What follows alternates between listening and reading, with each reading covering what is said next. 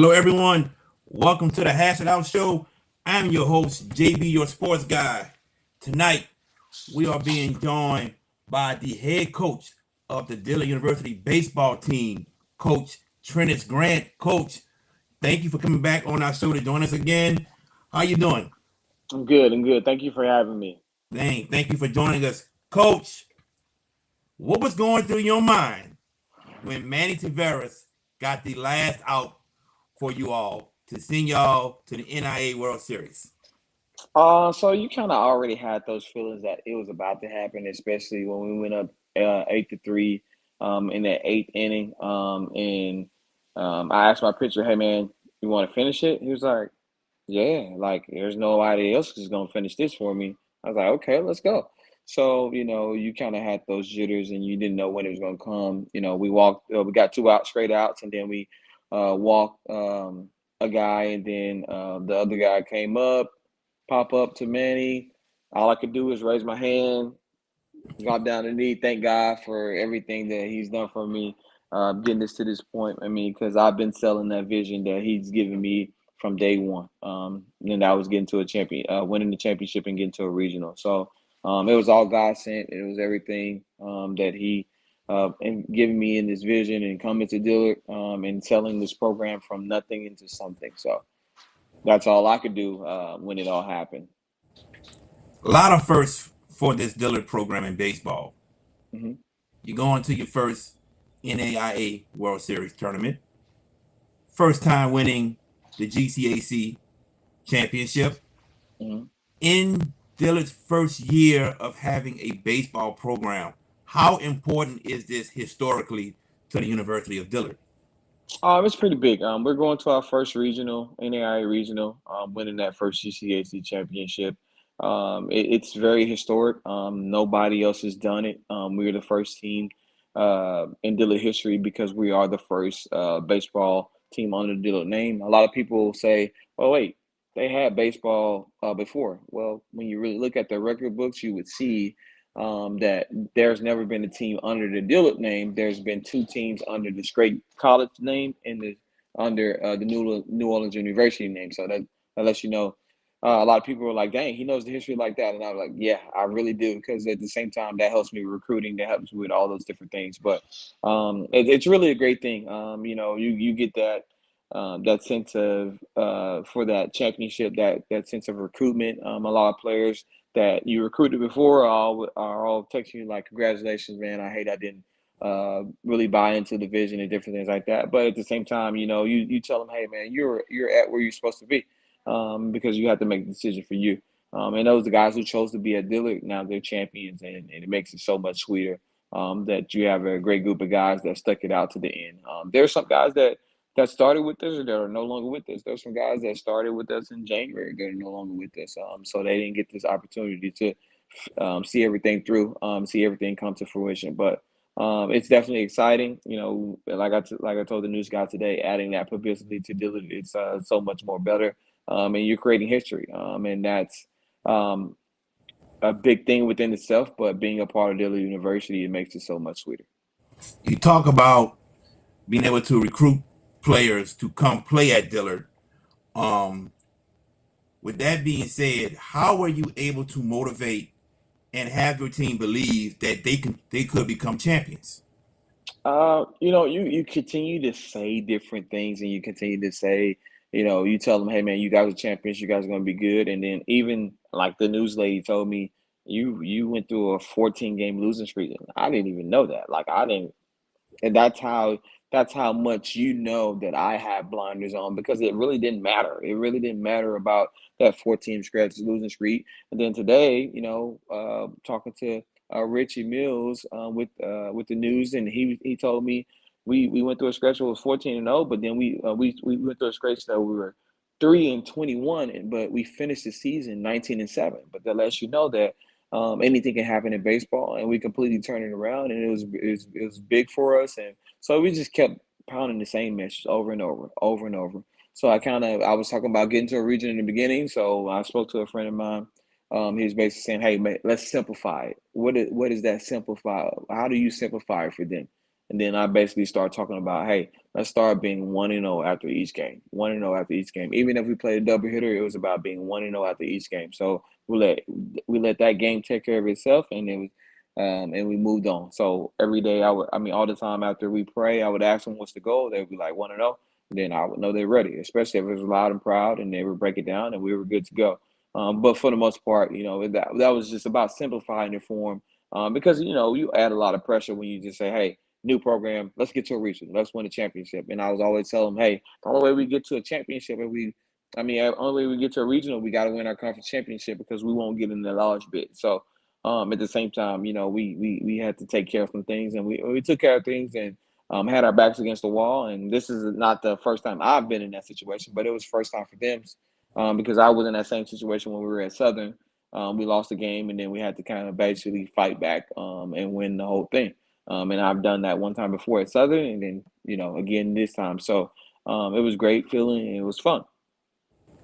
In the GCAC tournament, you guys had to win 5 games in 4 days. Talk about how tough that is to do.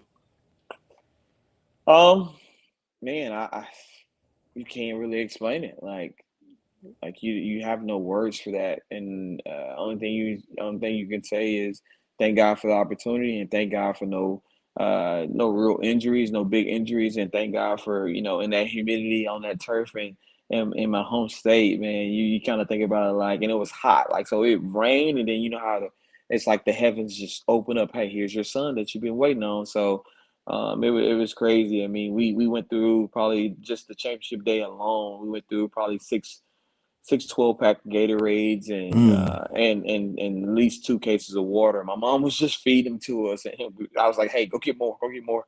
So I was just trying to keep them hydrated, and I kept telling them, "Hey, man, you don't want me to have that sad conversation with you after the game." So, and I think that kind of stuck. So, them being able to win, all those games in that amount of time, and it was a testament to the things that we've done, and we went through in the beginning of the season. We took our lumps, we took our losses. Mobile beat us, 3 times, and they scored 10 runs in one inning before in one game and 11 runs. And I'm just sitting up here like, oh my God, this is embarrassing. And then at the end of the game, the coach is telling me, hey, man, you got a good team. Stick with it. You guys got it. And I'm looking at it like, yeah, I know it, but how can I get these guys to believe that? How can I get them to see that and stay focused for a full 9 innings? So we had our moments and different things like that, but we eventually got focused for a full nine, and it worked in our favor. You just mentioned Mobile. You played them. You played Loyola, and you also played William Carey, part of your non-conference schedule. Why did you want your non-conference schedule to be tough, especially that it would be Dillard's first year having a baseball program? Because I always talked about getting to a regional.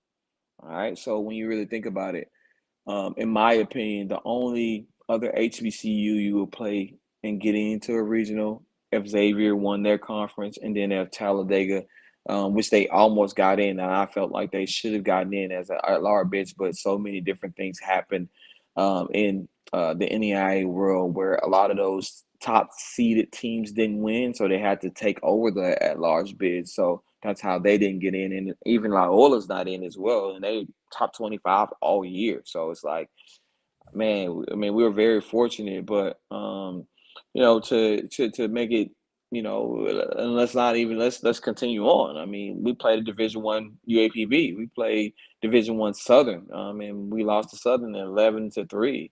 I mean, 11-8. We played UNO, and when you really look at a mid-major, good program, Blake Dean off a national championship team at LSU.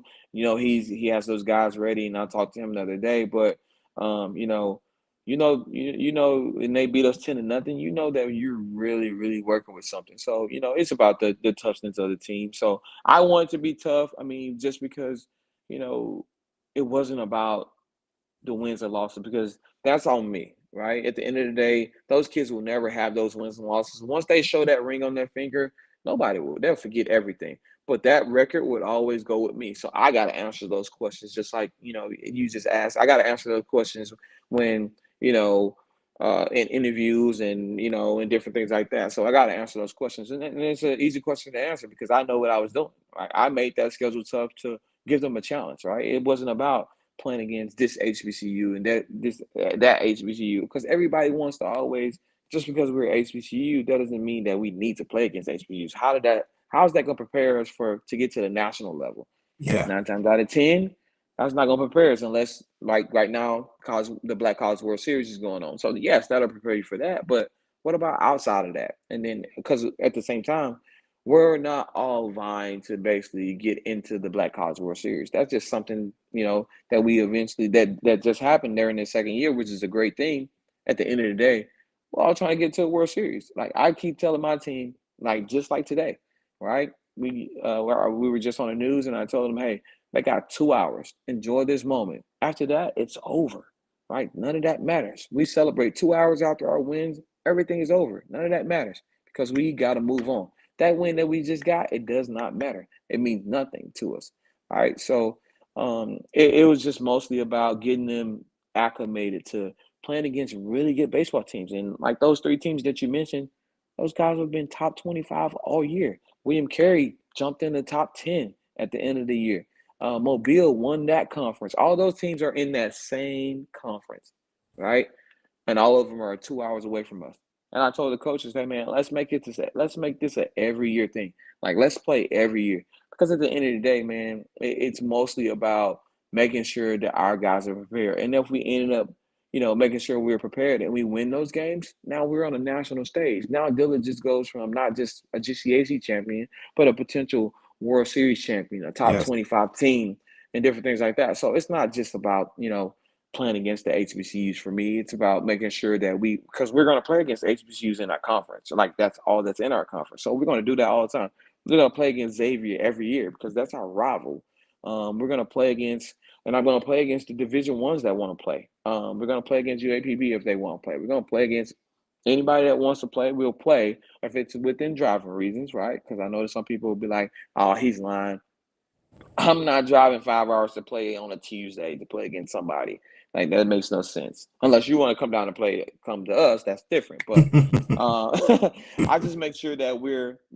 It was mostly about being well prepared, and it's going to be the same thing next year. Making sure we're well prepared and going into things hot. And what I can tell you is things will be a lot different because now recruiting is a lot of people will say business is booming, baby. Most definitely. You guys play on Monday, May 15th in the Shreveport region, hosted Mhm. by LSU Shreveport. Your game is against Mid America Nazarene. I hope I'm Mhm. saying it correctly. What do you Mhm. know about that team so far? They're a scrappy bunch. They get it done. You got a lot of guys on that team. There's one kid that's leading the team with 11 home runs. There's about three of them that have eight. A couple of them have seven. So what that tells you is they play big boy ball. They bang. Not a lot of fast guys on the team, so you want to expect them to run, but you can tell that they hit and run. They do all those little things.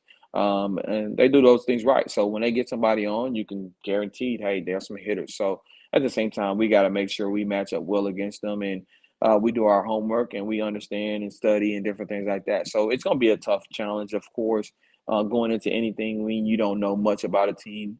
So right now, me and Coach Rivera are preparing, looking at every film that we can possibly get, searching, paying money to watch videos and all those different things. So, but if that's what you got to do to be prepared, that's what you got to do to give yourself that edge, to make sure you get a good scouting report on your opponent and make sure you're prepared to make sure you give your players the best opportunity to be successful. Definitely. Well, Coach Trennis Grant, thank you for joining us again on the Hash It Out Show. Congratulations on winning the GCAC tournament, and good luck to you in the NIA tournament. We hope you do well and go very far and win. Yes, sir. Thank you. As always, go blue. Yes, sir. Thank you. Of course, Coach Trennis Grant of the Dillard University baseball team who are in the NAIA tournament and will be playing Mid America Nazarene come Monday, May 15th. So good luck to he and his squad as they go to Shreveport. We thank y'all for tuning in to the Hash It Out Show. probably one of our shortest shows ever. I am JB, your sports guy. We ask you all to tune in on Monday. On Monday, we will have Emily Ward. Emily Ward was on the LSU Women's 2023 National Championship team. We will have a live interview with her on Monday at 8:15. So we ask you all to tune in for that one. But other than that, I'm JB, your sports guy. We'll be back on Monday. Y'all take care.